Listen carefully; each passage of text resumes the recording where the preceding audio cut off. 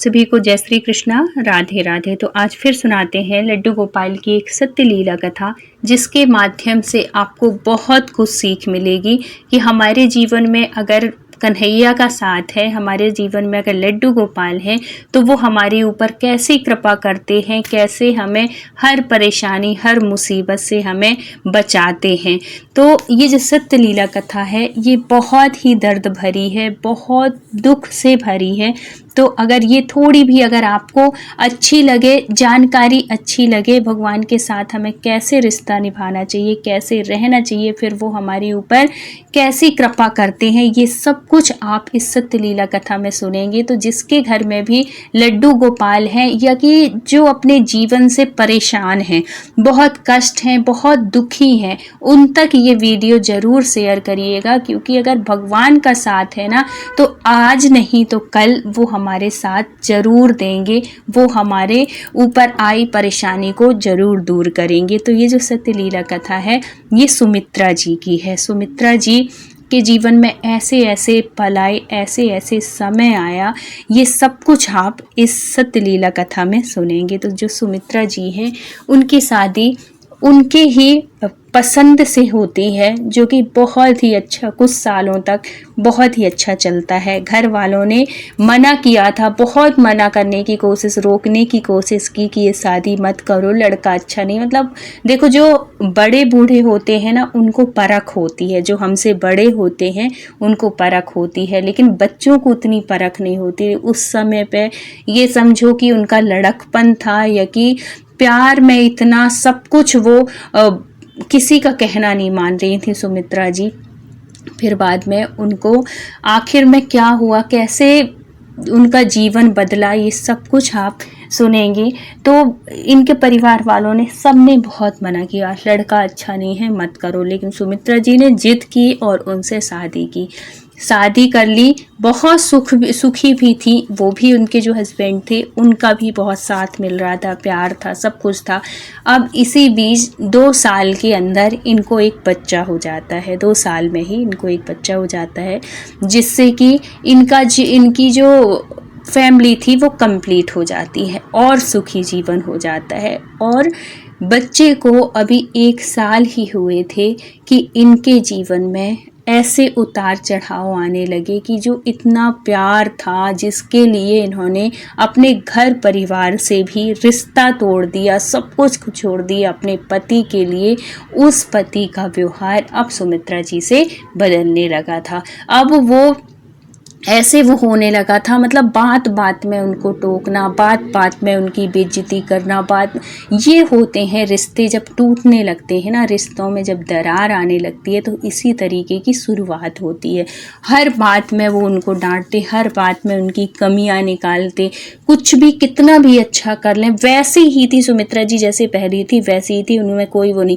लेकिन इसमें लड़के में दूरी आने लगी थी, क्योंकि क्या कारण थे कि वो जो लड़का था, वो जहाँ नौकरी कर, मतलब इनके जो हस्बैंड थे सुमित्रा जी के, वो उनको एक नई जॉब मिली थी, उस ऑफिस में एक लड़की थी, जिससे कि अब इनका रिलेशन शुरू हो रहा था। तो जब उससे रिलेशन बढ़ रहा था, तो इनसे दूरी आएगी, ये स्वाभाविक सी बात है। तो उसके चक्कर में बात इतनी बढ़ गई कि उसने डिवोर्स लेने की सोच ली।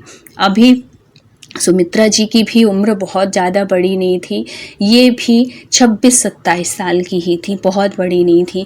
लेकिन उन्होंने डिवोर्स ले लिया। डिवोर्स लेने के लिए मतलब अप्लाई किया, उन्होंने बहुत रोकने की कोशिश की कि मैंने अपने माँ बाप को भी छोड़ दिया, अपना घर परिवार भी छोड़ दिया तुम्हारे लिए, क्या ऐसा कारण। उसने अभी, लड़के ने अभी कुछ भी नहीं बताया उनके हस्बैंड ने कि मैं क्यों ले रहा हूँ। उसने बोल दिया कि बस अब मुझे तुम्हारे साथ नहीं रहना, तुमसे और मेरी बनती नहीं है, मतलब 10 प्रकार के उसने वो रख दिया, इस वजह से मैं ले रहा हूँ। अब वो क्या करती हैं, बच्चा भी हो गया।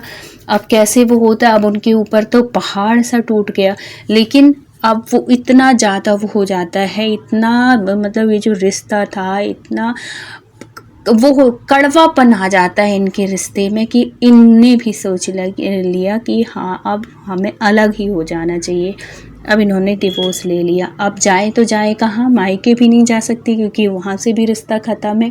अब जाएंगी भी तो क्या मुंह लेके जाएंगी, कि घर वालों ने तो पहले ही मना किया था, लड़का सही नहीं है, उन्होंने माना नहीं।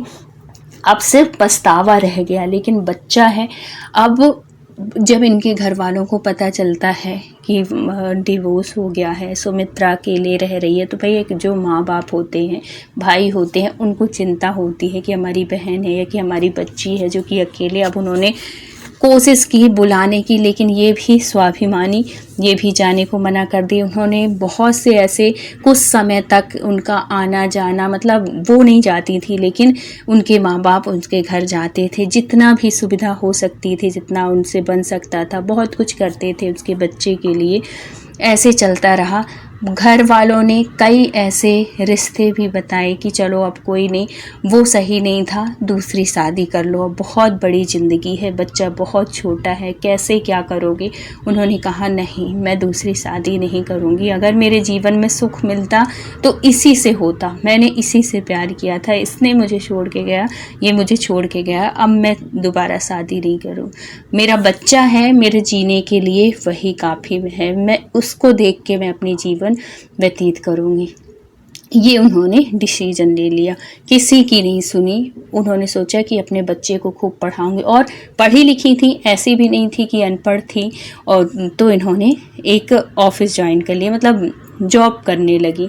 बच्चे को वहाँ पे रखती, कुछ दिन देर के लिए काम वाली रख ली, या जो भी जैसे भी मैनेज होता, वो शाम तक के लिए बच्चे को संभालती और फिर बाद में ये ऑफिस से आती। ऐसे उनका चलता रहा, धीरे धीरे बच्चा बड़ा होता रहा। अब बच्चे को हॉस्टल में इन्होंने डाल दिया था। भगवान के सहारे जब बच्चे को इन्होंने हॉस्टल में डाला तो उसी टाइम, क्योंकि अकेलापन भी होता, तब तक बच्चा था, तब तक इनको कुछ नहीं अखरा, क्योंकि आने के बाद एक वो रहता था कि बच्चा है, उसकी देखभाल, उसको खाना पीना सब कुछ उसमें व्यस्त रहती थी। लेकिन जब बच्चे को इन्होंने हॉस्टल में डाल दिया तो एकदम अकेली हो गई। अब किससे बात करें, किससे क्या करें, तो इनका जो रुझान था अब वो भक्ति की तरफ आ गया। अब इन्होंने एक लड्डू गोपाल को ले आई, मतलब सेवा की, उससे एक भाव के साथ उन्होंने लड्डू गोपाल की सेवा शुरू कर दी। उनको भी इन्होंने एक बेटे के रूप में, अब इनको दुनियादारी से कोई मतलब नहीं, अपना बच्चा और अपने लड्डू गोपाल, बस दो मैं वो करती। भगवान की दया से नौकरी भी ठीक ठाक चल रही थी, इतना चल रहा था कि बच्चे का ये अच्छे आराम से कर लेती थी, अपना इनका खाना पीना सब चलता था, सुखी थी, सब कुछ थी। और एक उम्मीद थी कि बच्चा बड़ा होगा तो सब कुछ सही हो जाएगा। ऐसा थोड़ी है कि पूरा जीवन मेरा इतना दुख में, इतने कष्ट में रहेगा, सब अच्छा होगा। जैसे ही मेरा बच्चा अच्छा बड़ा होगा, अच्छी नौकरी करेगा और सब बढ़िया हो जाएगा। ये एक उम्मीद थी जो हर माँ बाप को रहती है अपने बच्चे से, कि अगर माँ बाप अपने बच्चे को पढ़ाते हैं, लिखाते हैं, तो एक सपना होता है कि हमारा बच्चा एक बहुत अच्छा ऑफिसर बनेगा, फिर हमारा जीवन भी बदलेगा, हम भी बहुत अच्छे से रहेंगे। लेकिन ये उम्मीद कभी किसी को नहीं करना चाहिए, क्योंकि उम्मीद ही कहते हैं दुख का कारण होती। कभी भी किसी भी रिश्ते से, चाहे वो बेटे का रिश्ता हो, चाहे वो पति का रिश्ता हो, बीवी का हो, बेटी का हो, कोई भी रिश्ता हो, कभी किसी भी रिश्ते से ना उम्मीद मत रखो, इच्छा मत रखो कि ये होगा, आगे चल के ये होगा, आगे चल के ऐसा करेंगे, वैसा कर, ऐसा कुछ भी नहीं। सिर्फ उम्मीद करना है, अपने ईश्वर से करो, अपने भगवान से करो, क्योंकि उम्मीद अगर टूटती है ना तब बहुत ज़्यादा तकलीफ़ होती है। अब ये बहुत सपने इन्होंने सजो लिया कि ऐसा होगा, ऐसा होगा, इसी के सहारे इनका कटने लगा कि बच्चा बड़ा हो जाएगा अच्छा। और भगवान की कृपा से वो जो बच्चा था पढ़ने में भी बहुत होशियार था, एक उम्मीद थी उनको कि बहुत अच्छा ऑफिसर बनेगा, और भगवान की कृपा से इतनी अच्छी कृपा रही भगवान की कि वो विदेश चला गया पढ़ने के लिए। वहाँ से पढ़ के आया, एक बहुत ही अच्छी जॉब लगी उसको, विदेश में ही लग गई। अब ये विदेश कुछ साल रह के आया, फिर यहाँ आया अपने शहर में, मतलब इंडिया आया, तो इसको और बढ़िया अच्छे ऑफर आ गए, बहुत ही अच्छी कंपनी में इसने जॉब ज्वाइन की। वहाँ पे इसने शादी के लिए, मतलब लड़की कोई अच्छी सी मिली, उसको पसंद किया। अब ये माँ जो थी ये ब्राह्मण घर से थी और वो जो लड़की थी उसकी मतलब लड़का ब्राह्मण हुआ और वो जो लड़की थी वो किसी दूसरे कास्ट में थी।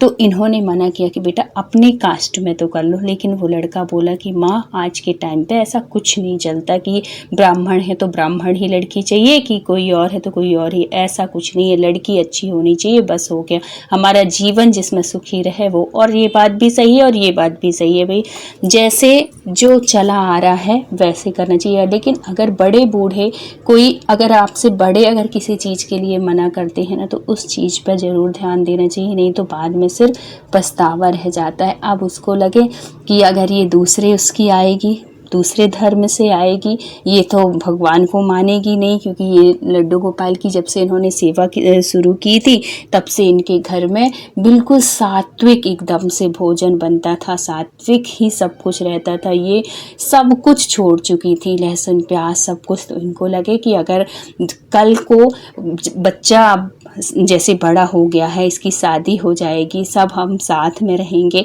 तो ये जो दूसरे धर्म की लड़की आ रही है ये तो ये सब चीज़ मानेगी नहीं, वो तो सब कुछ खाएगी पिएगी। बट बेटे को भी सब कुछ समझाया उन्होंने कि बेटा देख, मैं लड्डू गोपाल की सेवा करती हूँ और है तो घर में वो लड़की आएगी तो मैं उससे कैसे वो बोलूँगी कि तू ये मत खाना कि वो नहीं खाना। फिर तो इसी वजह से हमारे बीच में वो बोला माँ ऐसा कुछ नहीं है, वो बहुत अच्छी है, बहुत समझदार है, वो सब मैनेज कर लेगी, ये है वो है। मना करने के बाद भी बेटा नहीं माना तो चलो माँ हार मान के वो कहती है कि ठीक है बेटा, जिसमें तेरी खुशी उसमें मेरी भी खुशी। अब ये शादी कर देती हैं उसकी, बहुत अच्छे से सब कुछ होता है। लेकिन इनके मन में एक डर भी रहता है, क्योंकि इनके पेरेंट्स ने भी इनके लिए मना किया था उस लड़के से, मतलब जो इसके हस्बैंड थे शादी करने के लिए, और इन्होंने जिद करके की।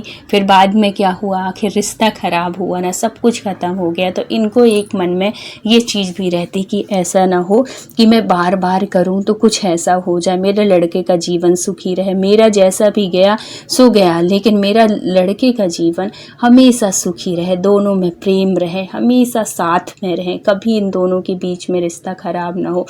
तो अब शादी हो गई, भगवान की कृपा से बहुत ही अच्छा, वो कुछ महीने तक बहुत अच्छा रहा। सास बहू की भी है, दोनों जॉब करते थे, जैसे लड़का भी और बहू भी, दोनों क्योंकि एक ही ऑफिस में थे, इसी वजह से तो शादी हुई थी उनकी, तो एक ही उसमें वो करते।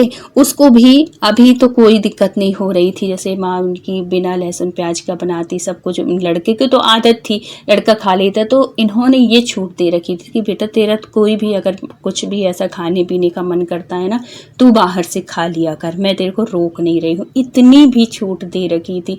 लेकिन धीरे धीरे धीरे धीरे एक समय ऐसा आया कि वो लड़की जो थी ना, वो क्योंकि भगवान को तो मानती नहीं थी, वो भगवान के ऊपर हंसने लगती कि ये क्या है, ये मूर्ति से बात करती हैं आप, ये कभी बोलते भी नहीं है, कभी कुछ नहीं, ये तो मुझे पागलपन टाइप का लगता है, ऐसे क्या होता है। क्योंकि देखो ये भाव वही समझ सकता है जो इस भाव को, मतलब जो लड्डू गोपाल से जुड़ा होता है, वही वो फीलिंग को, वही वो अनुभूति को समझ सकते हैं। लेकिन जो नहीं जानते हैं हमारे धर्म को, जो नहीं मानते हैं, उनको तो यही लगेगा कि ये तो पत्थर की मूर्ति है, ये तो बोलती नहीं है, फिर भी लोग ऐसे पागलों जैसे करते हैं, उनको तो यही लगेगा ना उनकी भी गलती नहीं है, क्योंकि उन्होंने जीवन में कभी देखा नहीं है, उन्होंने कभी ये सब जाना ही नहीं है, तो उनको तो यही लगेगा। अब जब रोज रोज के बहू के ताने इस तरीके के व्यंग वो सुनती ना, उनको बड़ा बुरा लगता। एक दिन उन्होंने बोल दिया कि बेटा आज बोली तो बोली, आज के बाद मेरे कन्हैया को लेके कुछ नहीं बोलना। और फिर बाद में अब इनकी बहस शुरू, मतलब मनमुटाव इनका शुरू होने लगता है।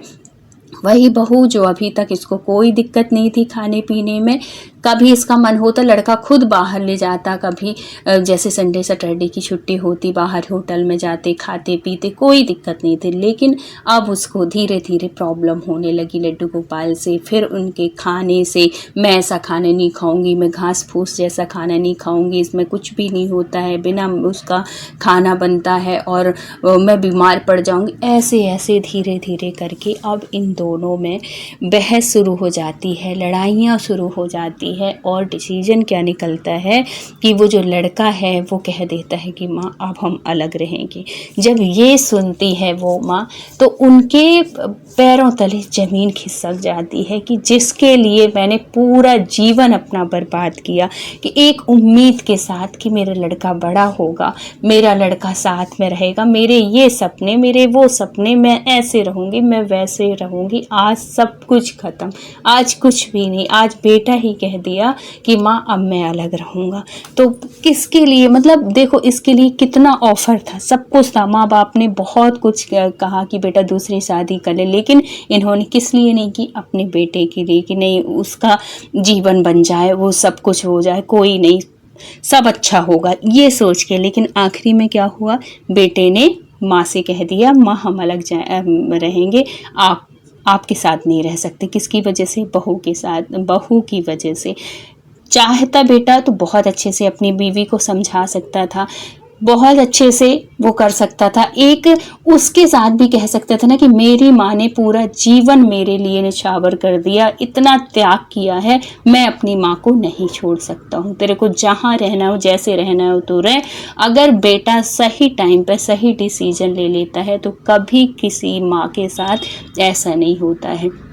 कभी कोई माँ अनाथ आश्रम में नहीं जा सकती, कभी किसी माँ की आंखों में आंसू नहीं रह सकता। अगर उसी टाइम पे अगर आपकी बीवी आपकी माँ के खिलाफ कुछ बोलती है तो आपको सख्ती के साथ, मतलब एक सही निर्णय लेना चाहिए कि जो मेरी माँ कर रही है अगर सही कर रही है तो आप बिल्कुल 100% अपनी माँ का साथ दो। और ये भी तो देखो कि उसने आपके पूरे जीवन में उसने आपके लिए कितना किया, कितना त्याग किया। तो आप अगर बड़े हो गए हो तो आपका भी फर्ज बनता है कि आप भी अपनी माँ को, अब आपका टाइम है कि आप उनको सुख दो, आप उनके जीवन में वो खुशियाँ भरो। लेकिन वही चीज़ बच्चे भूल जाते हैं और गलत डिसीजन ले लेते हैं, जिसकी वजह से जो माँ है कहीं अनाथ आश्रम में रह रही हैं तो कहीं कहीं रह रही हैं, कहीं कहीं रह रही हैं। यही हुआ इनके साथ में। वो जो बहू थी बहुत होशियार थी, उसने कह दिया कि मैं ये घर छोड़ के नहीं जाऊँगी, मैं इसी घर में रहूंगी, तेरी माँ को जहाँ रहना हो वो वहाँ रहें। अब वो लड़का क्या करता, लड़के ने सोचा कि ये जो आश्रम है, जो अनाथ आश्रम चलते हैं, तो आज के टाइम पे बहुत अच्छे अच्छे अनाथ आश्रम भी है। जैसे जो बच्चे विदेश में रहते हैं, अपने माँ बाप को नहीं ले जा पाते, तो वो अनाथ आश्रम में रख देते हैं और उनके मेंटेनेंस का सारा पैसा वो आश्रम वालों को देते हैं। तो ऐसे इसने सोचा कि आश्रम में माँ रहेगी, सब लोग देख रेख भी रहेगी और मैं यहाँ से पैसे भी वो करते हैं। बहुत से आश्रम फ्री में होते हैं, बहुत से आश्रम में पैसे NGO टाइप के जो होते हैं तो वहाँ पे पैसे देते हैं। तो उसने यही सोचा। लेकिन देखो उस माँ की मतलब हालत को आप सोच सकते हो, उस माँ की दशा को सोच सकते हो। लेकिन कहते हैं ना कि जो लड्डू गोपाल चाहते हैं वही होता। हो सकता है उनके जीवन में और खुशियाँ लिखी रही हों। तो अब क्या होता है कि उसी आश्रम में, जिस आश्रम में ये जाती हैं, वहाँ पे एक जो उसमें भी बहुत से कर्मचारी लोग होते हैं ना, तो वहाँ पे एक थे जो कि उनके माँ बाप नहीं थे। मतलब वो जो लड़का था वो हमेशा अनाथ आश्रम जैसे बहुत से छूट जाते हैं ना, तो उस अनाथ आश्रम में रह के भी बहुत अच्छा पढ़ा लिखा और एक बहुत अच्छे उसमें पोजीशन में था। तो उसको लगता था कि मेरे भी माँ बाप होते तो मैं भी अपने माँ बाप को ऐसा रखता। और ये जब आंटी गई थी ना तो इसका लगाव एक माँ के जैसे वो उनको मानने लगा था, बहुत मानता था, बहुत प्यार करता था, मतलब एक माँ के जैसे। इतना प्रेम कभी इनका बेटा इतना लगाव नहीं दिखाया जितना कि वो करता, हर चीज़ का ध्यान रखता, सब कुछ। तो आज के टाइम पे ना सिर्फ ये नहीं है कि जैसे हम बच्चे को गोद ले लेते हैं, अब तो ये भी सुविधा है कि आप माँ बाप को भी गोद ले सकते हो। तो उसने सोचा कि मेरी फैमिली कंप्लीट हो जाएगी, क्योंकि उसकी भी फैमिली थी, वो भी, उसके 2 बच्चे थे, बीवी थी, भगवान की कृपा से बहुत अच्छा था। लेकिन उसने एक डिसीजन लिया कि अगर मैं इन माँ को, क्योंकि वो अपनी कहानी बताती थी, उन्होंने अपने जीवन का पूरा संघर्ष बताया, वो सुनता था तो उसके आंसू आ जाते थे उस बच्चे के कि इस माँ ने अपने बच्चे के लिए कितना किया। अगर बुढ़ापे में अगर मैं इनको अपनी माँ गोद ले लूँ माँ के रूप में और है तो मैं अपने घर में रखूँ तो ये इतनी सुखी रहेंगे, और जो उम्मीद इनको अपने बेटे से है वो मैं इनको पूरा करके दूँ तो भगवान इनका जीवन बहुत सुखी हो जाएगा। तो वो अपनी, वो जो माँ थी, वो ये थी जो सुमित्रा जी थी, उनको अपने घर ले जाता है और घर में रखता है। तो देखो वहाँ पे इनको पूरी फैमिली मिल जाती है, एक बहू भी मिलती है, 2 बच्चे भी मिलते हैं, नाती पोते, और इतना प्रेम सुमित्रा जी को मिला जो कि वो सोच नहीं। और देखो भाग्य, देखो वो जिस घर में वो गई, जो ये था, जो लड़का था जो लेके गया, उसके घर में एकदम सात्विक पूजा पाठ वाला। उसकी जो बीवी थी इतनी धार्मिक थी कि जब से वो आई वो खुद कहता है कि माँ जी ये मेरे लिए लक्ष्मी के रूप में आई है। मैं भी सब कुछ खाता था लेकिन ये मेरे से शादी इसी शर्त से की थी कि मैं भगवान की सेवा करती हूँ और मैं जिस घर में जाऊँगी उस घर में लहसुन प्याज भी नहीं बनेगा। और देखो भगवान की कृपा, देखो भगवान लड्डू गोपाल की कृपा देखो कि कहाँ से कहाँ पहुँचा दिए। एक बहू, इनकी जो खुद की बहू थी वो आई, वो सब कुछ खाती थी, सब कुछ वो करने लगी थी, और एक ये अनजान होके भी इतना प्रेम मिला। तो देखो खून से भी बढ़ के रिश्ते मिल जाते हैं अगर भगवान की कृपा हो। तो उनके जीवन में उन्होंने सोचा था कि अब मेरा जीवन खत्म हो गया, मैंने सब कुछ त्याग किया अपने बच्चे के लिए, लेकिन नहीं, वो जो ऊपर वाला चाहता है ना वो बहुत अच्छा चाहता है। आज उनका जीवन इतना सुखी कि उन्होंने कभी सोचा भी नहीं था। इतना प्रेम करने वाला बेटा मिल गया, इतनी बहू मिल गई कि जो कि उन्होंने कभी सपने में भी नहीं सोचा था। जो छोटे छोटे बच्चे थे, नाती पोते, वो दादी दादी दादी, इतना दिल खुश हो जाता उनका, इतना सब कुछ। तो भगवान जो करते हैं ना सब अच्छे, अगर हम भगवान के सहारे रहते हैं ना तो वो हमारे साथ कभी गलत नहीं होने देंगे। इसलिए हमेशा अपने भगवान से उम्मीद करो, दुनिया से किसी से नहीं, चाहे औलाद हो या कोई हो, किसी से उम्मीद मत करो। सिर्फ अपने इष्ट से, अपने कन्हैया से अगर आप कुछ भी वो करेंगे ना तो वो आपकी नैया को पार लगाएगा। तो अगर वीडियो अच्छा लगा हो, कहानी अच्छी लगी हो तो प्लीज़ लाइक, शेयर और सब्सक्राइब करिएगा। फिर मिलते हैं किसी सत्य घटना के साथ। जब तक अपना ख्याल रखिए, अपनों का ख्याल रखिए। राधे राधे।